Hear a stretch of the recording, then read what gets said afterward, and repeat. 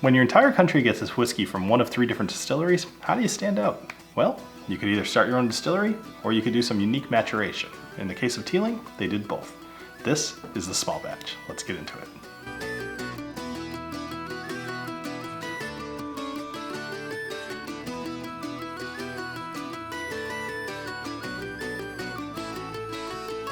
Hello everybody, and welcome to the Whiskey Dictionary, where I do the research to try to teach you a little something about what you're drinking. Today we're going to be talking about Teeling, and we're going to go over the history of the brand, we're going to talk about some of their expressions, and we're going to do a tasting together of the small batch. So if you happen to have a bottle, go pour a dram and keep it until we get into the tasting. So, Teeling has become a bit of a fan favorite lately, and they've earned it, honestly. They put out some pretty solid products, but they are in that group of distilleries that maybe tries to make themselves seem a little older than they are.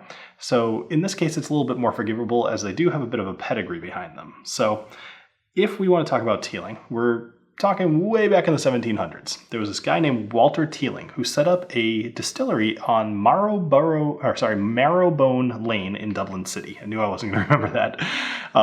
Ultimately, it ended up closing in 1923, but he kept it open for over 100 years. So pretty darn good. A lot of things ended up closing in the 20s as well, so it's not really his fault. Again, in 1987, this guy, John Teeling, he ended up purchasing a facility that made industrial strength alcohol out of potatoes. So kind of strange, but ended up retrofitting it and changing things around. Ultimately built a distillery that you may have heard of called Cooley, which those of you that don't know is one of the biggest distilleries in all of Ireland. Makes a whole lot of stuff. So in 1989, that opened as the Cooley Distillery.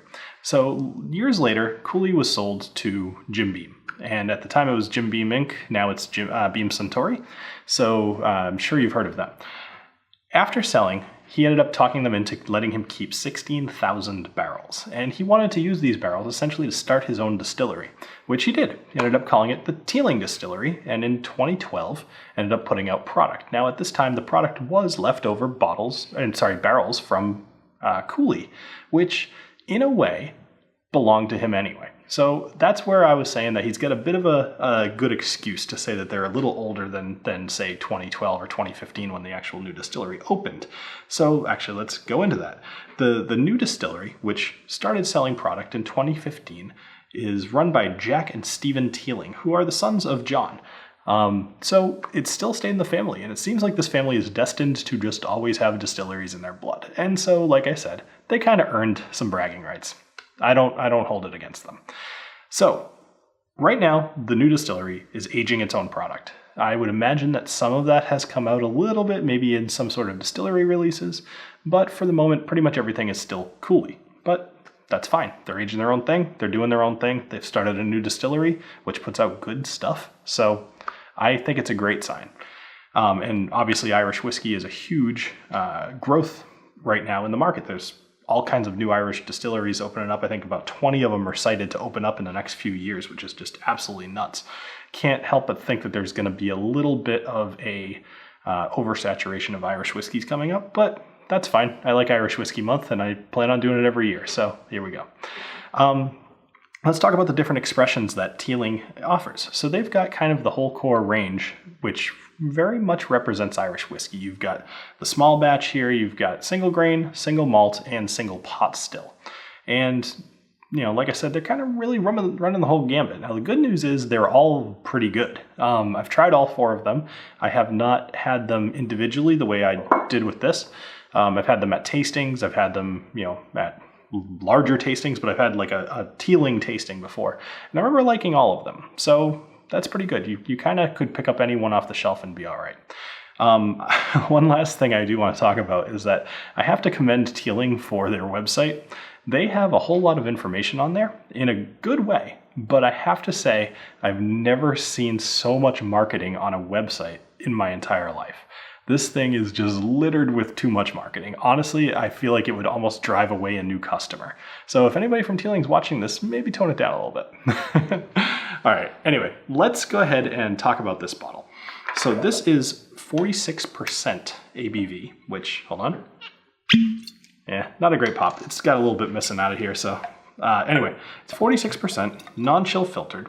It is 75% grain, 25% malted barley, and it's finished in rum casks. And the price point around this in the US is kind of like low 30s. So I'm not sure what it is elsewhere, but I know a good portion of my audience from the US. So by all means, check it out. So low 30s, not going to be much of a risk if this is something that you want to try, but let's go ahead and get into the nosing and the tasting. Cheers. Or I guess pre-cheers. So the nose on this is actually pretty nice. Pretty complex actually, right off the bat. So this is 46%. You're not really going to get much of a burn, but just be aware that you don't want to shove your nose directly into the alcohol.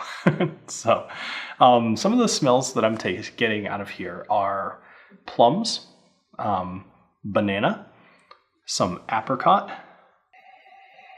a little brown sugar. There's a slight bit of graininess to this, but it's actually pretty muted. The malt comes across a little bit more so than anything. I would say this is kind of like a heavier traditional Irish whiskey nose. It does have a lot more fruit going on, and it's not as crisp as something else like, I don't know, one of the other ones I've done this month. Most of them were pretty light and crisp. This is kind of a heavier nose to it. It's got more body to it. It's actually, it's nice. It's very unique, I would say, among Irish whiskeys. So let's go ahead and give this a taste. Cheers.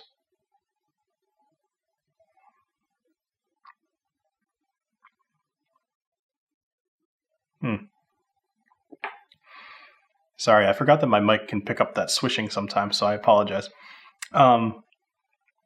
This has heavy banana, kind of like, what do you want to say? I mean, honey for sure. Banana, honey. Some of that plum, maybe some raisins coming through from the rum barrel. Let me try some more.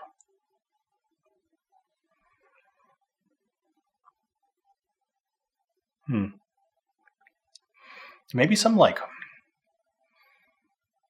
there's something else that I'm trying to get. I didn't take a note on this because I didn't get it. So forgive the fact that I'm taking a little time right now to do this, but there's something else worth mentioning here. Actually, you're getting a little bit of a clove flavor in there as well, which is interesting. It wasn't expected.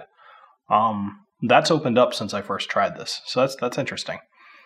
All right, so the nose and the taste, as I mentioned, they're pretty complex. They're definitely very different than an Irish whiskey. So what is my opinion overall on this? Sometimes I gush, sometimes I don't. I feel like I'm kind of down the middle as far as verbally here, but I will just say that for low 30s, this is a steal. I think you should buy this whiskey for sure. I think that you should absolutely owe it to yourself to try this, especially if you haven't tried too many Irish whiskeys. This is unlike most of the whiskey that is coming out of Ireland right now. This is just kind of worth trying. I will say that I tried this the other night. I ended up trying this while I was watching TV, and I think I had either 4 or 5 of them. It just went down so easy. I kind of didn't realize how much I was drinking.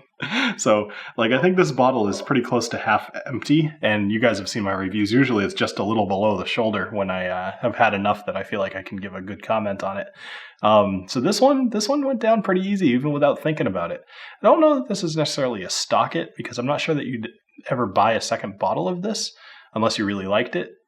But I'm also coming from the point of view of somebody who often doesn't rebuy bottles. So kind of let that be up to you.